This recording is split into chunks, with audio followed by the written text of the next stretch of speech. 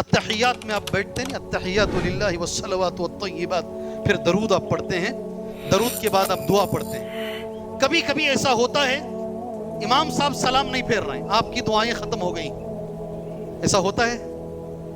ہوتا کیا بھائی؟ ہاں، وہ جو ٹائم بچ رہا ہے، دیکھو 1 منٹ، آدھا منٹ، 2 منٹ، امام صاحب ابھی اذکار میں ہیں، تمہارے اذکار ختم ہو چکے ہیں۔ اب اللہ کی رسول کی حدیث سنو، کہتے ہیں سلام پھیرنے سے پہلے کا وہ جو ٹائم ہے دعا قبول ہونے کا ٹائم ہے۔ کون سا ٹائم؟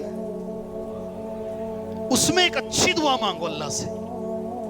نبی کا جو جملہ فَلْيُخَيِّرْ مَا شِئْتَ، جو تم چاہتے ہو، جو تم چاہتے ہو وہ ٹائم کو استعمال کرو، وہ دعا مانگو، پھر تمہارا دل بولے گا امام صاحب ابھی ذرا خود ٹھہرو، میں مانگ رہا ہوں دعا۔